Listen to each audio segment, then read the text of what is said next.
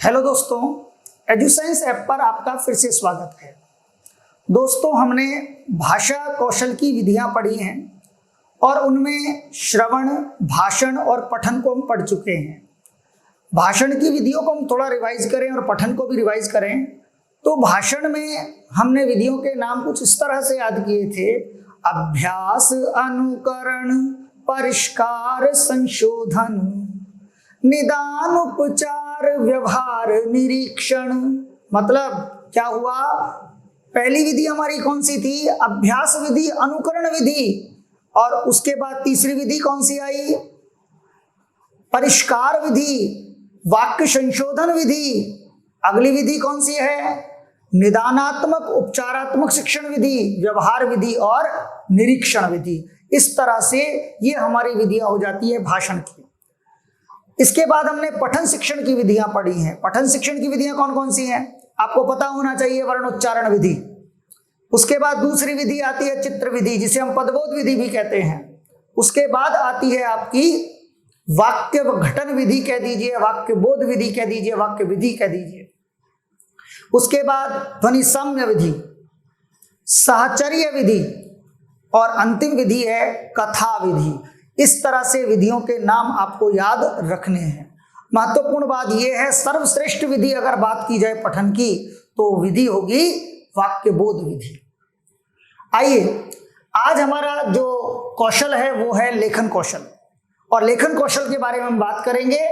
तो सबसे पहले लेखन का प्रमुख उद्देश्य क्या है? तो लेखन का प्रमुख उद्देश्य हुआ लिखित्वा अभिव्यक्ति। और कैसी अभिव्यक्ति? शुद्ध अभिव्यक्ति। तो प्रमुख उद्देश्य हुआ लिख करके अपने विचारों को व्यक्त करना। जो हमने बात की थी भाव विनिमय, विनिमय में एक शब्द है प्रदान करना, प्रस्तुत करना, अभिव्यक्त करना, देना, प्रकट करना। ये सारी जो अगर हम बात करें तो किससे संभव है? लेखन के द्वारा। और कैसे अभिव्यक्ति? ये अभिव्यक्ति प्रतिबिंबात्मक होगी, लिख करके होगी। इसीलिए लेखन का प्रमुख उद्देश्य हुआ लिखित्वा अभिव्यक्ति। तो ये आपको याद रखना है प्रमुख उद्देश्य, आप पहले भी पढ़ चुके हैं। आइए लेखन के बारे में हम और जानकारी लेते हैं। देखिए साहब, ये जो आपका लेखन है, सबसे पहले तो आप एक छोटा सा क्वेश्चन बन जाता है कि अंतिम कौशल कौन सा है। तो यही बात है कि भाव विनिमयस्य, अब चाहे भाव विनिमयस्य कह दो या भाषा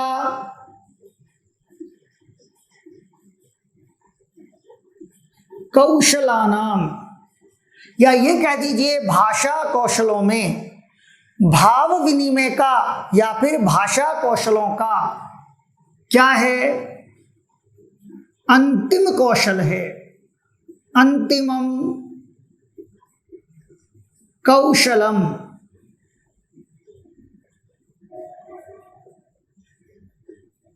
लेखनम अस्ति। अंतिम कौशल कौन सा है? लेखन है। तो ये बात आपको याद रखनी है कि भाव विनिमय का, विचारों को आदान प्रदान करने में जो चार कौशल हैं, उन चारों कौशलों में अंतिम कौशल कौन सा है? लेखन कौशल है। ये भी याद रखें कि इदम, इदम का मतलब यह कौशल, ये अर्थ लेना है। यह कौशल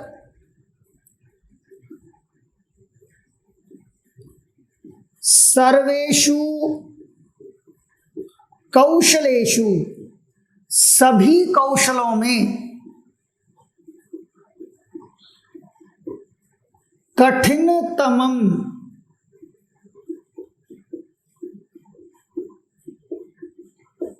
कौशलम अस्ति। ये याद रखिए, सबसे अगर कठिन है तो वो लिखना है। वर्ण रचना जब हम बच्चों को सिखाते हैं तो हमें बहुत सारे प्रयास करने पड़ते हैं। देखिए, जो लोग बीएड किए हुए हैं और जो बीएसटीसी किए हुए हैं, दोनों एक बहुत बड़ा अंतर होता है।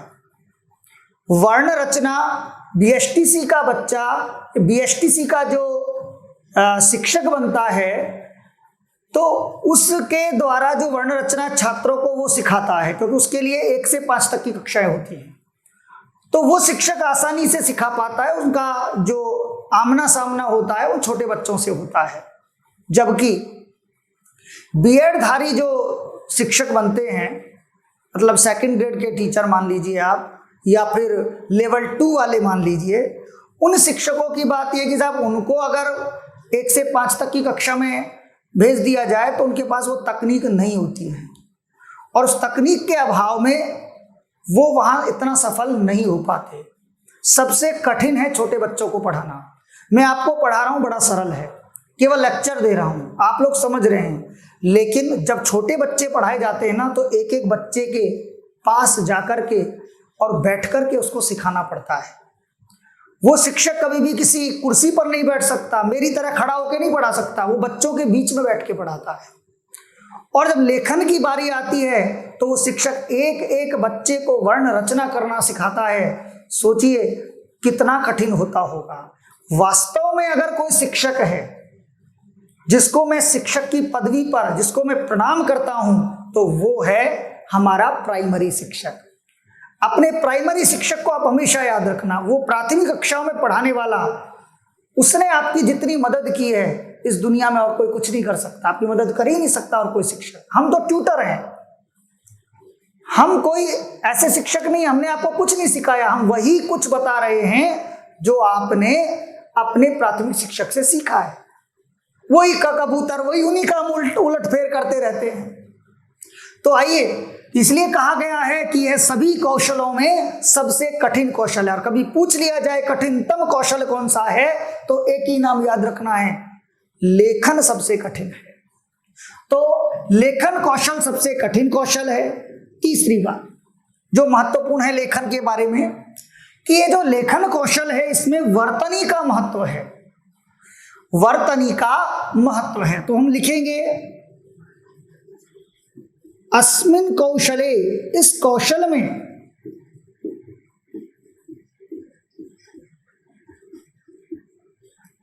वर्तन्याः, मैं एक शब्द लिख देता हूं, याद रखेंगे, मूल शब्द है वर्तनी। हिंदी में कभी पूछ लिया जाए तो वर्तनी। वर्तन्याः, वर्तनी का महत्वम अस्ति। तो वर्तनी का महत्व किसमें है? वर्तनी का महत्व है लेखन कौशल में। तो ये 3 बातें सबसे पहले रिपीट करते हुए चलेंगे। भाव विनिमय का, विचारों को आदान प्रदान करने का जो अंतिम कौशल है वो कौन सा है? लेखन है। और इसे ही हम क्या कहेंगे? सबसे कठिन कौशल कहेंगे। चतुर्षु कौशलेषु अंतिमम कौशलम लेखन कौशलम अस्ति, तत्र इदं कौशलम कठिनतमम कौशलम वर्तते। अस्मिन् कौशले वर्तन्याः महत्वम अस्ति, वर्तनी का महत्व है। अगली एक और महत्वपूर्ण बात जो आपको याद रखनी है, अस्मिन्, अस्मिन् का मतलब इस कौशल में, भाषायाः, भाषा का, स्थायित्वकरणम, भाषा का क्या होता है? स्थायित्वकरण होता है। और क्या होता है? लिपिबद्धकरणम। जो भी भाषा हम बोलते हैं उसको लिपिबद्ध किया जाता है। कैसे?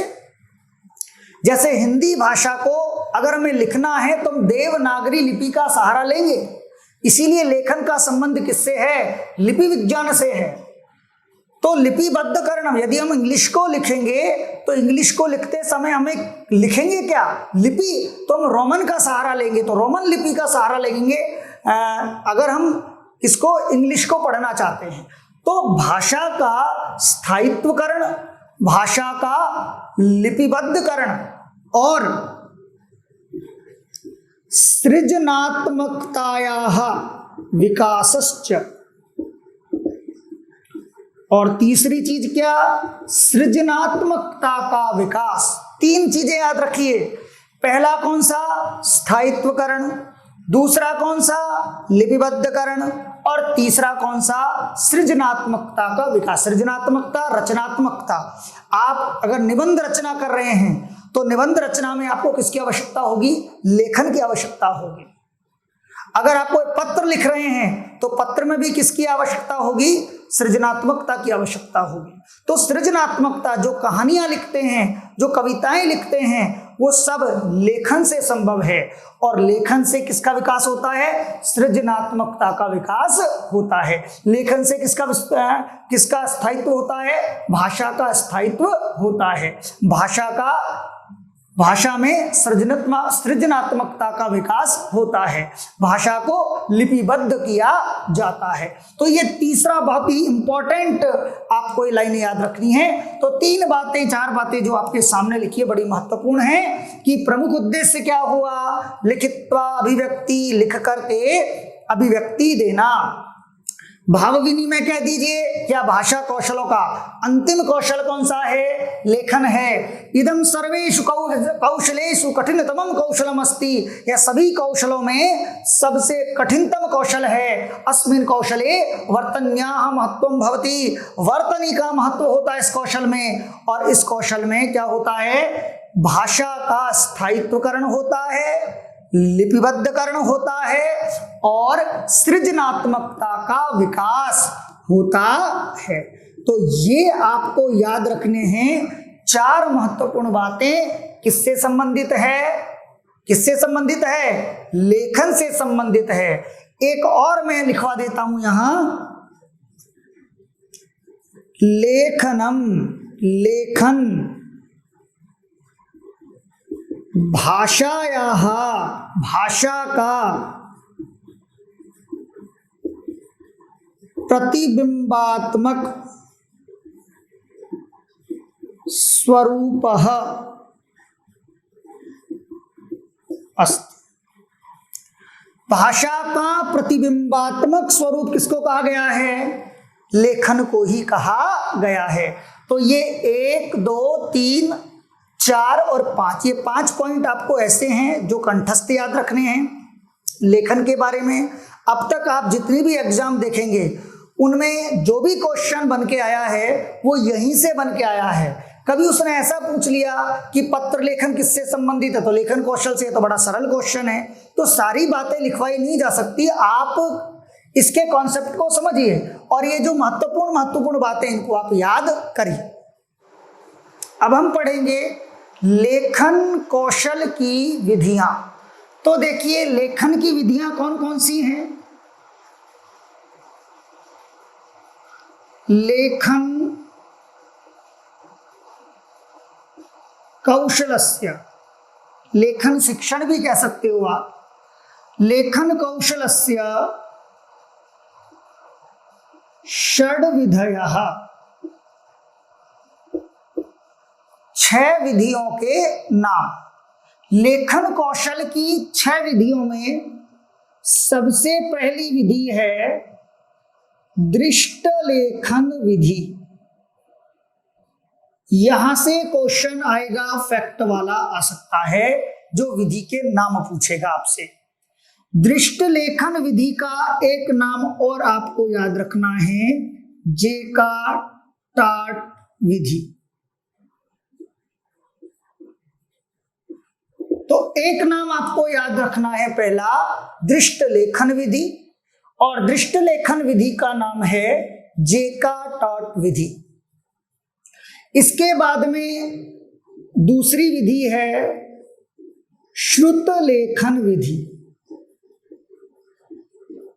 अब श्रुत को कई बार उक्त भी कह दिया जाता है, तो संस्कृत में कई बार आ जाता है उक्त लेखन विधि। देखिए ये विधि 2 कार्य करती है। इस विधि को श्रवण में भी कुछ लोग मानते हैं, क्योंकि यहां सुनने का महत्व है, इसलिए शिक्षक का उच्चारण शुद्ध होना चाहिए, वो श्रवण में भी आएगा, और लिखते समय भी शिक्षक का उच्चारण जो है वो शुद्ध होना चाहिए। इसलिए चाहे श्रुत लेखन विधि कह दीजिए या उक्त लेखन विधि कह दीजिए। तो 2 विधियां हो गई है, दृष्ट लेखन विधि जिसे हम जेकार्ट, ये जेकार्ट नाम या आप जरूर याद रखें। श्रुत लेखन विधि या ये कह दीजिए उक्त लेखन विधि। तीसरी विधि का नाम है अक्षर स्वरूपानुकरण विधि। ये शायद पूछ भी ली गई है एक बार। अक्षर स्वरूपानुकरण विधि, इस विधि का नाम आप याद रखें ट्रैकिंग मेथड।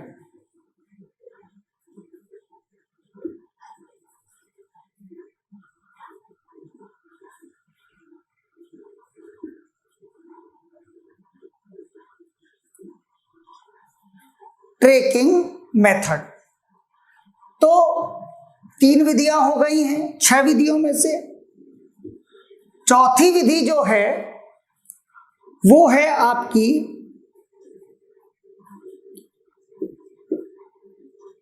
संश्लेषणात्मक विधि। और संश्लेषणात्मक विधि का भी एक नाम आपको याद रखना है, रेखा विधि। तो चाहे कभी रेखा विधि आ जाए या संश्लेषणात्मक विधि आ जाए, वो अगर लेखन की विधि है तो वो एक ही विधि है। इसके बाद जो हम 5वीं विधि का नाम याद रखते हैं वो है पेस्टालॉजी विधि। पेस्टालॉजी विधि, देखिए इनके तो नाम बड़े महत्वपूर्ण हैं। ये जो 1 और 2, ये जो 2 विधियां जेकार्ट और ट्रैकिंग मेथड, इनको थोड़ा समझना भी बहुत जरूरी है। बाकी इनके नाम से संबंधित ज्यादा क्वेश्चन आते हैं। पेस्टालॉजी विधि तो देखिए कौन कौन सी हो गई है, दृष्ट लेखन विधि, श्रुत लेखन विधि कह दीजिए, चाहे उक्त लेखन विधि कह दीजिए। दृष्ट लेखन का दूसरा नाम क्या है, दृष्ट लेखन का नाम है जेकार्ट विधि। इसके बाद अक्षर स्वरूपानुकरण विधि, ट्रैकिंग मेथड, क्या नाम हो गया, ट्रैकिंग मेथड। संश्लेषणात्मक विधि, रेखा विधि भी इसे कहते हैं, पेस्टालॉजी विधि। और अंतिम जो विधि है वो है मॉन्टेसरी विधि। देखिए आपने एक विधि पठन में पढ़ी थी, साहचर्य विधि, उसके प्रवर्तक भी कौन रही हैं, मॉन्टेसरी रही हैं। और मॉन्टेसरी ने एक लेखन की विधि का भी आविष्कार किया, विकास किया, उसका नाम है मॉन्टेसरी विधि। जिसमें आपको याद हो तो पहले बच्चा अक्षरों के ऊपर क्या चलाता है, अंगुली चलाता है। अंगुली के बाद में उसके ऊपर उसको एक पेंसिल या पेन दे दिया जाता है, उसको उसके ऊपर वर्णों के ऊपर चलाता है। और जब उसका हाथ नियंत्रण में आ जाता है तो नियंत्रित होने पर वो स्वतंत्र रूप से लेखन का अभ्यास करता है। तो मॉन्टेसरी ने ऐसी एक विधि का निर्माण किया ताकि बच्चा पहले अंगुली चालनम तदनंतरम लेखनी चालनम तदनंतरम च स्वतंत्र रूपेण लेखनस्य अभ्यासः। तो इस तरह से मॉन्टेसरी की विधि रही है। और भी हम सभी विधियों के बारे में थोड़ा थोड़ा अध्ययन करेंगे। सबसे पहला आपका काम है विधियों के नाम याद करना। देखिए कोई एक साथ तो आपसे पूछेगा नहीं, वहां तो केवल बहुविकल्पीय प्रश्न होंगे, आपको अ ब स द में से एक चुनना है। पर वहां याद ये रखना है कहीं पठन की विधि लेखन में ना चली जाए आपकी, और लेखन की विधि भाषण में ना चली जाए। तो ये थोड़ा सा आपको याद रखना है कौन सी विधि किस कौशल के अंतर्गत आती है, बस इतना ही। अगर आपने ये ट्रैक पकड़ ली तो मैं बता रहा हूं आपको कि ये मेथड्स गलत नहीं हो सकते। अब हमारे कौशल अंतिम कौशल पे हम आ गए हैं। अब देखिए आपको कुछ क्वेश्चन मिलेंगे, तो सारे कौशलों से संबंधित क्वेश्चन मिलेंगे आपको, वो नीचे पीडीएफ में मिल जाएंगे। तो आप उन क्वेश्चनों को हल कीजिए। हो सकता है कोई क्वेश्चन ऐसा हो जो बोर्ड पे छूट गया हो, तो उसके माध्यम से आपके पास पहुंच जाएंगे। रहना कुछ नहीं है, आना सब कुछ आपके सामने है, बस आपको पढ़ना होगा रेगुलर। फिर भी यदि कोई आपके मन में सवाल है तो मैं आपसे कह रहा हूं आप पूछिए। अभी तक मैंने देखा मेरे पास कोई कमेंट ही नहीं आया, पता नहीं, ऐसा लगता है सबको सब कुछ आता है, मुझे ही नहीं आता है, शायद किसी का कोई सवाल ही नहीं है। ऐसा नहीं होना चाहिए। आप जितना पूछेंगे ना उतना आपका भी विकास होगा, और उतना विकास एक शिक्षक का भी होता है। आपने वो लाइन नहीं पढ़ी शायद, तेजस्विनावधीतमस्तु, अभी कुछ दिन पहले मैंने लिखी, उसका मतलब यही है जब शिक्षक और छात्र पढ़ते हैं, या तो शिक्षक पढ़ रहे हैं, जब शिक्षक और छात्र पढ़ते हैं तो दोनों के बीच में जो संप्रेषण होता है, उस संप्रेषण से आदान प्रदान से क्या होगा साहब कि शिक्षक और छात्र दोनों की तेजस्विता बढ़ती है, दोनों का शैक्षिक बल बढ़ता है। तो उसको लगे रहिए उस काम में, आप बढ़ाते रहिए एक दूसरे का बल। तो यही है दृष्ट लेखन विधि, श्रुत लेखन विधि, अक्षर स्वरूपानुकरण विधि, संश्लेषणात्मक विधि, पेस्टोलॉजी विधि, मॉन्टेसरी विधि। साथ में नाम याद रखेंगे, दृष्ट लेखन का नाम जेका टाट। अब दृष्ट लेखन आप नाम से ही पता चल जाएगा। चलिए खैर हम विस्तार से चर्चा करेंगे, एक बार नामों को देख लेते हैं। श्रुत लेखन, उक्त लेखन, अक्षर स्वरूपानुकरण विधि, ट्रैकिंग मेथड, बिंदुओं को मिलाना, याद रखिएगा। संश्लेषणात्मक विधि, रेखा विधि, गोल गोल अंडा, बाबा जी का डंडा, बचपन में पढ़ते थे, मुझे भी पढ़ाया है, पिताजी बोला करते थे इस लाइन को। तो वो गोल गोल अंडा क्या था, वृत्त बना दिया, बाबा जी का डंडा कह करके एक रेखा बना दी। तो उस तरह से बच्चों को कहा जाता था कि इस तरह से बनाइए रेखाओं को, आड़ी टेढ़ी रेखाएं बनवाना सिखाया जाता था। तो वही संश्लेषणा, तो रेखाओं के माध्यम से लेखन। पेस्टोलॉजी विधि, ऐसा मान लीजिए पेस्ट कर दिया, होता यह है कि एक हिस्सा दो हिस्सों में बांट दिया, फिर दोनों को चिपका दिया। मॉन्टेसरी विधि, आपको तो ये विधियां कोई इतना कठिन नहीं है, लेखन की विधियां सबसे सरल विधियां हैं और सारी विधियां ही सरल है। बस हमारे मन में है शिक्षण विधि, शिक्षण विधि। जो लोग बीएसटीसी सेकेंड ईयर में है, मैं उनको बता दूं ये पूरा का पूरा मैटर उनके बीएसटीसी सेकेंड ईयर में आता है। और जो लोग बीएड फोर्थ ईयर में है इस बार या सेकेंड ईयर में है, उनके लिए भी ये महत्वपूर्ण मेथड है। और जो लोग कंपटीशन का एग्जाम दे रहे हैं उनके लिए तो उपयोगी है ही। इसीलिए एक टॉपिक मेरा पढ़ाना कितने लोगों के लिए सार्थक होगा ये मैं जानता हूं। चलिए, ये हमारी क्या हो गई, लेखन कौशल की कितनी विधियां हैं, 6 विधियां। देखिए लेखन की कितनी विधियां हैं, 6 विधियां। बाकी आपने पिछली पढ़ रही है, पढ़ चुके हैं आप लोग। कौन कौन सी विधियां हमने पढ़ी है, पठन की पढ़ ली है, भाषण की पढ़ ली है। तो इस तरह से इनको याद कीजिए और आप अब इनके हम पढ़ेंगे इनके बारे में, इनका वर्णन। देखिए यहां सबसे पहली विधि है दृष्ट लेखन विधि। दृष्ट लेखन विधि, और जब आप दृष्ट लेखन विधि पढ़ेंगे तभी भी नाम क्या बताया, मन में आ गया होगा, जेका टाट विधि। तो एक तो नाम बड़ा महत्वपूर्ण है, जेका टाट के नाम से किसको जाना जाता है, दृष्ट लेखन विधि को जाना जाता है। देखिए नाम पहले क्या है, दृष्ट, देखिए, और देखने के बाद क्या कीजिए, लिखिए।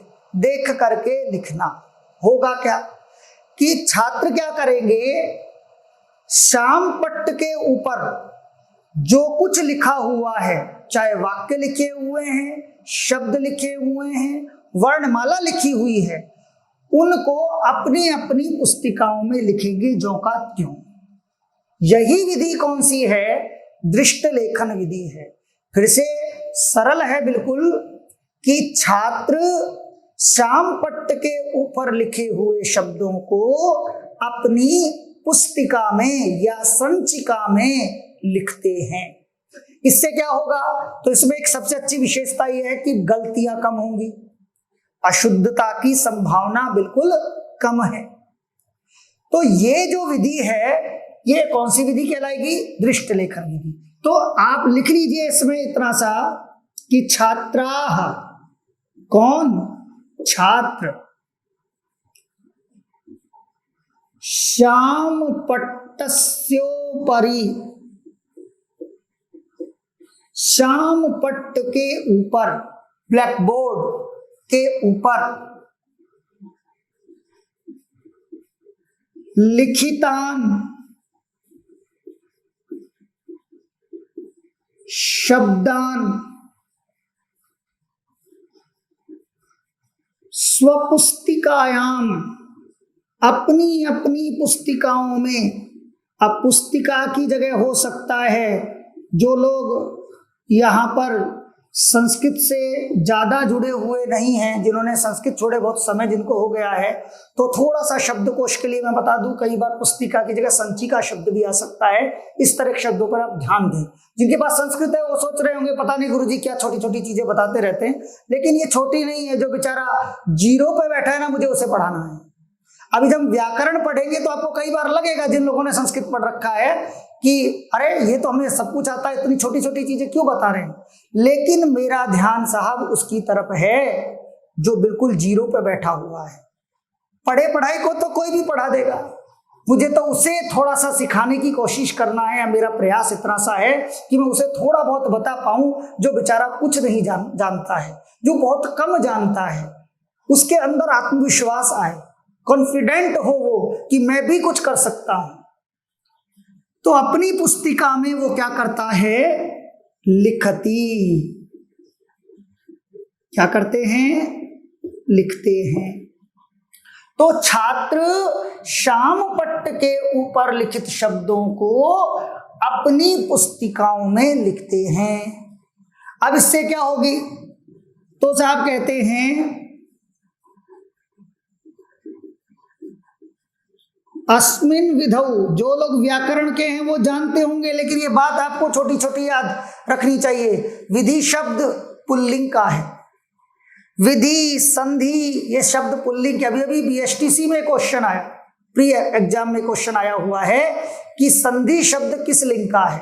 और आप आज से 3 साल पहले मैं संभाषण शिविर पढ़ा रहा था, तो संभाषण में मैं बता रहा था शब्दों को, तो मैंने कहा कि संधि शब्द पुल्लिंग का है। और जब मैंने जब भी पढ़ाई है संधि, चाहे किसी भी स्तर के बच्चों को, चाहे कॉलेज पे पढ़ाई है, चाहे 12th को पढ़ाई है कभी, तो मैंने हमेशा जब लिखवाने से पहले इस बात को कहा है, देखिए संधि शब्द जो है वो किसका है, पुल्लिंग का है। और एक सूत्र काम करता है क्यंतो भू, जो की प्रत्यंत जितने भी शब्द होते हैं वो कौन से हैं, पुल्लिंग में गिने जाते हैं। तो विधि है, संधि है, ये शब्द किसके अंदर आइए, उपाधि है, ये सभी किसके अंदर आते हैं, पुल्लिंग के अंदर। तो अस्मिन विधौ, इस विधि में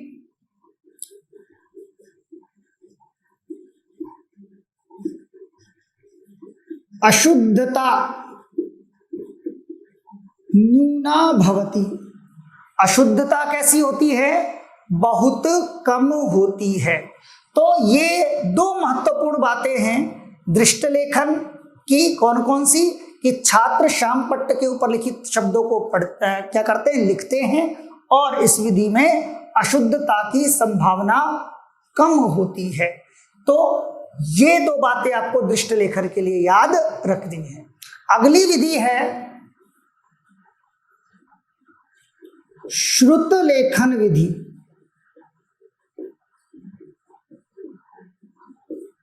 जिसका दूसरा नाम आपको पता होगा, क्या लिखा, उक्त लेखन विधि।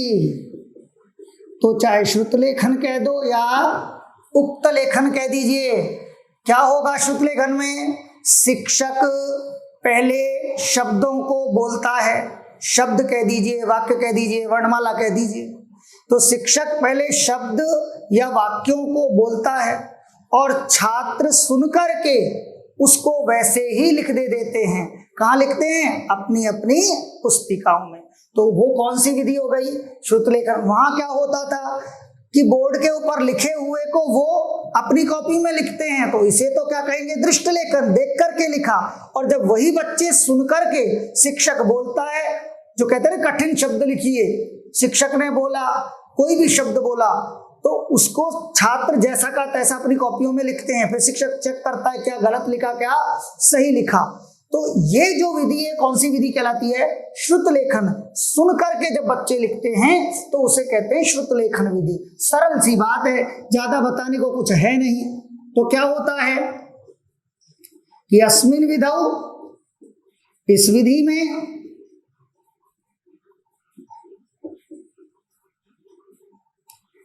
शिक्षकः, कौन, शिक्षक, शब्दान वाक्यानि च वदति।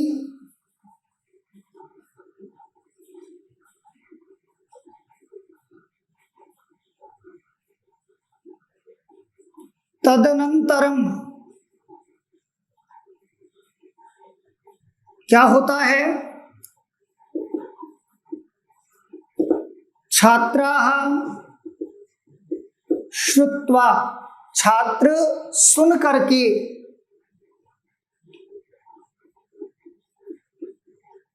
तथैव लिखन्ति, वैसे ही लिखते हैं। जो उन्होंने सुना है वैसे ही लिखते हैं। अब ध्यान देने वाली बात क्या है, जब ऐसा होता है तो शिक्षक का उच्चारण शुद्ध होना चाहिए। तो ये बात जरूर याद रखें, शिक्षकस्य उच्चारणं शुद्धम भवेत्, शुद्धम स्यात्। अर्थात शिक्षक का उच्चारण कैसा होना चाहिए, शुद्ध होना चाहिए। तो ये कौन सी विधि है आपकी, श्रुत लेखन विधि। क्या होता है इसमें, शिक्षक बोलता है और बोलने के बाद में छात्र उसे वैसा का वैसा लिख देते हैं। और क्या करना चाहिए, शिक्षक का उच्चारण कैसा होना चाहिए, शुद्ध होना चाहिए। अगली हमारी विधि है तीसरे नंबर की, अक्षर स्वरूपानुकरण विधि। दूसरा नाम क्या है, ट्रैकिंग मेथड। क्या होता है इसमें, इसमें होता है साहब कि छोटे छोटे बिंदु होते हैं, जैसे कि इस तरह से मान लीजिए ये छोटे छोटे बिंदु हो गए, ये देखिए, और ये देखिए, हो गए ना। अब इसको इससे मिला दिया, इसको इससे मिला दिया, इसको इससे मिला दिया, इसको इस तरह से मिला दो। हो सकता है इनके बीच में संख्या भी हो, है ना। तो ये इसको इससे मिला दिया, तो इस तरह से ये क्या बन गया, ए बन गया। तो सबसे पहले जो वर्ण रचना सिखाई जाती है वो इस तरह से सिखाई जाती है, इसे कहते हैं हम ट्रैकिंग मेथड। क्या कहते हैं, ट्रैकिंग मेथड। तो इस विधि में क्या होता है कि बिंदु नाम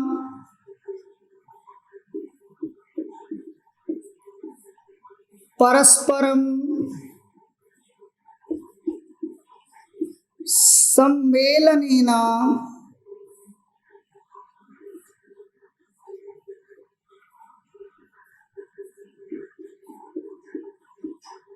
वर्ण रचनायाः, या क्या कह दीजिए, लेखनस्य कह दीजिए, एक ही बात है। लेखन का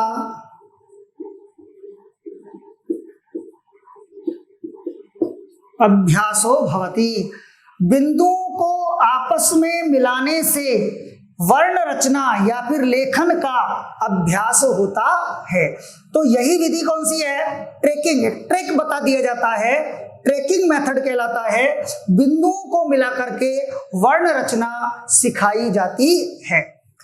इसमें एक और बात है, जब आप बिंदुओं को मिला रहे हैं इस तरह से, बच्चे जो है एक बिंदु से दूसरे बिंदु को मिलाने में बच्चों को बड़ा आनंद आता है, इसलिए इसको कहते हैं अतीव रुचिकर विधि। ये बहुत ही रुचिकर विधि है। तो किस कौन सी स्तर के लिए, पूर्व प्राथमिक या प्राथमिक तक के जो बच्चे होते हैं उनके लिए, जो हम कहते हैं केजी, एलकेजी, यूकेजी के बच्चे, जो शुरू में शिशु क्लास भी कहते हैं, हमारे यहाँ कई नामों से उसे जाने जाता है। तो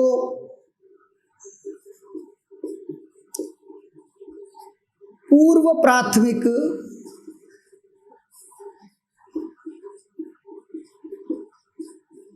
प्राथमिक कक्षासु रुचिकरः विधि। तो पूर्व प्राथमिक और प्राथमिक कक्षाओं के लिए कैसी विधि है, रुचिकर विधि मानी जाती है और इसका उपयोग करना चाहिए। तो हमारी इस तरह से श्रुतलेखन भी हुई और अक्षर स्वरूपानुकरण विधि भी हो गई, जिसे आप ट्रैकिंग मेथड भी कहते हैं। अब अगली विधि है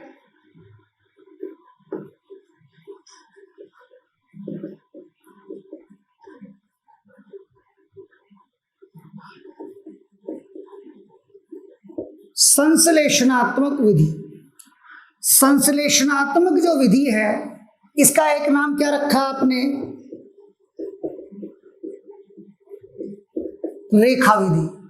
और रेखा विधि में क्या होता है, इसमें अलग अलग जो रेखाएं होती हैं उन रेखाओं के माध्यम से या वृत्तों के माध्यम से वर्ण लेखन का अभ्यास होता है। तो यही बात लिखनी है, रेखा विधि है। तो हम दो बातें लिखेंगे, अस्मिन् विधौ, इस विधि में वृत्तानां रेखानां च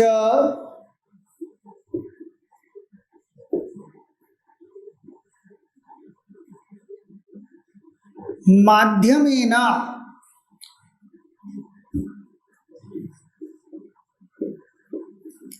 लेखनस्य अभ्यासो भवति, या लेखन होता है। कैसे होगा? वृत्तों के माध्यम से और रेखाओं के माध्यम से। कैसे? जैसे गोल ये बना दिया, इसको बनाने के बाद में ये बना दिया, कहीं इस तरह की रेखा बना दी।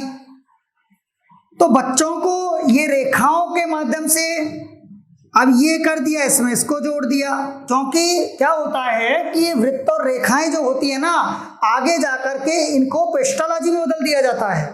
तो ये याद रखें, पहले अलग अलग वृत्त और रेखाएं बताई जाती है, फिर वर्ण रचना सिखाई जाती है। तो कहीं ना कहीं पेस्टोलॉजी विधि इसके अंदर पहले से ही आ जाती है। तो ये आपको ध्यान रखनी है, बाद में आपको प्रयोगी पेस्टोलॉजी का करना है। तो ये बन गया, तो का कबूतर सिखा दिया। तो जो भी तरीके हैं प्राथमिक कक्षाओं के लिए, उन सब का उपयोग यहाँ पर किया जाता है, उन तकनीकों का यहाँ उपयोग किया जाता है। तो वृत्तों रेखाओं के माध्यम से, ये भी किसके लिए है? प्राथमिक कक्षासु, या सीधा लिख दीजिए प्राथमिक स्तरे, पूर्व प्राथमिक स्तरे च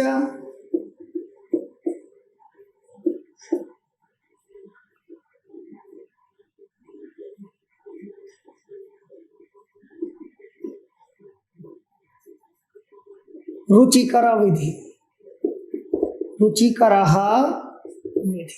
तो ये आपको याद रखना है, प्राथमिक स्तर पर और पूर्व प्राथमिक स्तर पर कैसी विधि है? रुचिकर विधि है। तो देखिए साहब, हमने दो बातें लिखी हैं संश्लेषणात्मक विधि में। क्या लिखी हैं? एक तो वृत्तों रेखाओं के माध्यम से क्या होता है? वर्ण लेखन होता है। और दूसरा किस पर, किसके लिए उपयोगी है? पूर्व प्राथमिक के जो छात्र होते हैं या बच्चे होते हैं और प्राथमिक स्तर पर जो बालक होते हैं, उनके लिए उपयोगी विधि है। देखिए, अब हमारी दो विधियां और बच जाती हैं। पांचवी विधि का नाम है पेस्टोलॉजी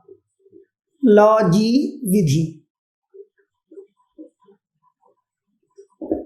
अब ये पेस्टोलॉजी विधि को आपको बस इतना याद रखना है, जो अलग अलग रेखाएं होती हैं, वो अलग अलग रेखाओं या अलग अलग अंशों के माध्यम से वर्ण लेखन सिखाया जाता है। कैसे? यहां लिख देंगे, पृथक पृथक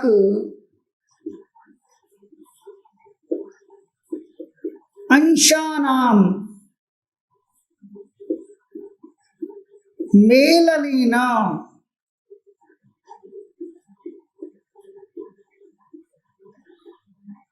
लेखनस्य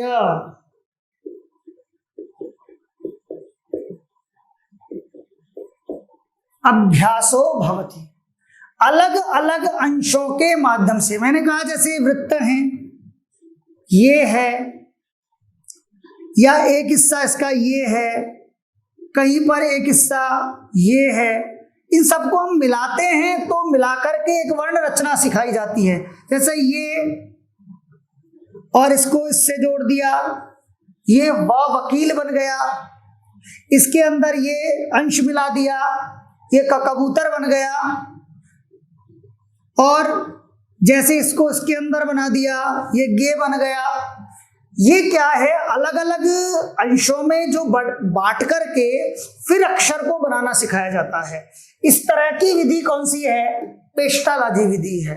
देखिए, एक बात आपको मैं स्पष्ट कर दूं, कई बार परीक्षाओं में प्राथमिक भी एक ऑप्शन में आता है और एक ऑप्शन में पूर्व प्राथमिक भी आता है। अब आप कह देते हो सर जी आपने तो प्राथमिक भी लिखवाया और पूर्व प्राथमिक भी लिखवाया है, तो किनके लिए पेस्टोलॉजी, आपकी संश्लेषणात्मक विधि, ये दोनों विधियां, ट्रैकिंग मेथड और एक मॉन्टेसरी, ये चार की मैं अगर बात करूं तो ये चारों विधियां कौन कौन सी, दोबारा सुन लीजिए।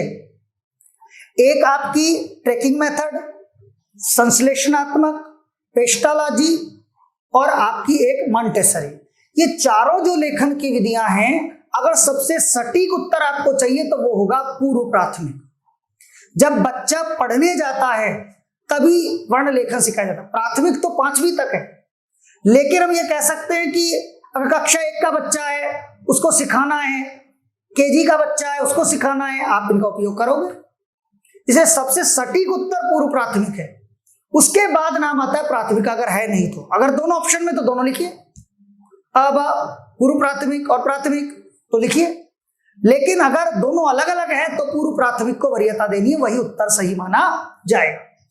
तो इस तरह से लेखन का अभ्यास अंशों में जो विभक्त होते हैं उनको आपस में जोड़ दीजिए, चिपका दीजिए और फिर क्या बन जाएंगे आपके वर्ण। जो एक तरह से बनने वाले वर्ण हैं उनको एक साथ सिखाया जाएगा, जैसे व के साथ क सिखा दिया मैंने, तो इस तरह से आप सिखा सकते हो।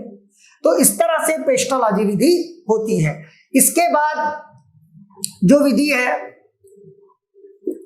जो अंतिम विधि हमारी है, उस विधि का नाम है मॉन्टेसरी विधि। इस मॉन्टेसरी विधि में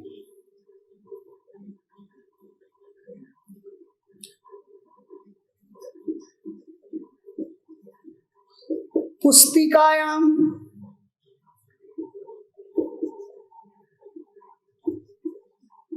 फलकस्योपरि च, या तो पुस्तिका में या फलक के ऊपर, जो अभी आपने, चाहे वो शाम पट्टे है, हाथ में लेके बैठा है, कोई स्लेट लेके बैठा है बच्चा, कहीं पर भी, तो पुस्तिका में या फलक के ऊपर, कहां पर, फलक के ऊपर लिखित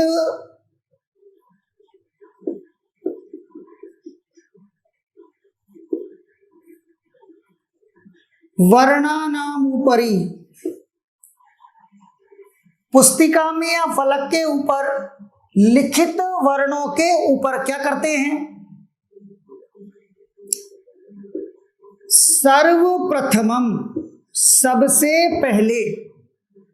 अब क्रम देख लीजिए, अंगुली चालनम, सबसे पहला काम क्या है, अंगुली फेरना। और अंगुली फेरने के बाद में क्या करोगे, लेखनी चालनम। और फिर उसके बाद क्या होगा, उसके बाद होगा स्वतंत्र रूपेण लेखनम। ये क्रम होगा। जैसे कि ये मान लीजिए क लिखा हुआ है, तो पहले क्या कहा जाएगा, बच्चा इसके ऊपर अंगुली फेरेगा, बार बार उसका काम है, इस पे अंगुली फेरेगा। अंगुली फेरने के बाद इसी के ऊपर उसको लेखनी दे दी जाएगी, इस तरह से बार बार इसके ऊपर क्रम से लेखनी फेरेगा, इस तरह से इस पर लेखनी फेरेगा। जब बच्चे का नियंत्रण हो जाएगा तो फिर वो स्वतंत्र रूप से इसका को अलग से बनाएगा। यही होता है मॉन्टेसरी। काफी प्रसिद्ध विधि है मॉन्टेसरी की है, इसलिए याद रखें। ये भी किसके लिए काम आएगी, मुख्य रूप से तो पूर्व प्राथमिक कक्षाओं के लिए, नहीं तो दोनों का नाम हम लिखते हैं प्राथमिक स्तरे और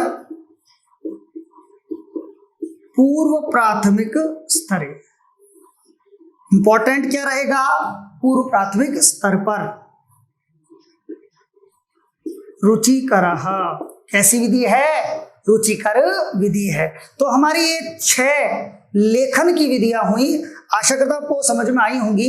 यदि कुछ थोड़ी बहुत आपको लगता है नहीं समझ में आई है, या फिर कुछ कम आई है, या कोई टॉपिक आपको थोड़ा सा कठिन लग रहा है, कहीं भी कोई परेशानी है, तो मैं कह रहा हूं आप कमेंट बॉक्स नीचे दिया हुआ है, आप इस पे पूछिए। आपको प्रश्न पूछने चाहिए, तो इसलिए याद रखें। तो देखिए मैं एक बार फिर से रिपीट कर रहा हूं, पहली विधि कौन सी है आपकी? पहली विधि का नाम बताया दृष्टि लेखन, जिसे जेकार्ट विधि कहते हैं। इस विधि में छात्र श्याम फलक के ऊपर देख करके फिर वर्ण और शब्दों को लिखता है। दूसरी विधि है श्रुत लेखन विधि, इसमें शिक्षक बोलता है और छात्र वैसा का वैसा लिखते हैं। शिक्षक का जो उच्चारण है वो शुद्ध होना चाहिए। तीसरी जो हमारी विधि हमने पढ़ी है वो कौन सी पढ़ी है? तीसरी विधि है ट्रैकिंग मेथड, जिसे हम कहते हैं अक्षर स्वरूपानुकरण विधि। इसमें बिंदुओं को मिलाने के माध्यम से और हम क्या सीखते हैं? वर्ण रचना या लेखन को सीखते हैं। इसके बाद हमारी जो विधि आती है वो है संश्लेषणात्मक विधि, जिसे हम रेखा विधि भी कहते हैं।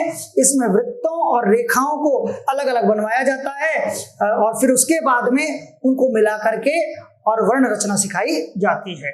इसके बाद आगे आए तो हम या लेखन का अभ्यास करवाया जाता है। इसके बाद हम आगे बढ़े तो हमारी विधि कौन सी? पेस्टालॉजी विधि। इसमें आप क्या करोगे? अलग अलग अंशों में जो बटे हुए अक्षर हैं उनको आप आपस में पेस्ट करोगे, मिलाओगे, तो इस विधि को हम क्या कहते हैं? पेस्टालॉजी विधि कहते हैं। और अंतिम जो हमारी विधि है वो हम कौन सी है हमारी? मॉन्टेसरी विधि। और मॉन्टेसरी विधि में हम क्या करते हैं कि मॉन्टेसरी विधि में सबसे पहले वर्णों के ऊपर अंगुली चालन, उसके बाद में लेखनी चालन, और लेखनी चालन के बाद में हम क्या स्वतंत्र रूप से लिखना सिखाते हैं। तो यही कौन सी विधि है? आपकी मॉन्टेसरी विधि है। इस तरह से लेखन की विधि हमारी पूरी होती है। हमारे चारों कौशल पूरे होते हैं। इनसे संबंधित जितने भी क्वेश्चन बनते हैं आपको मिल जाएंगे। आप रेगुलर पढ़ते रहिए। कल से हम एक नया टॉपिक स्टार्ट करेंगे।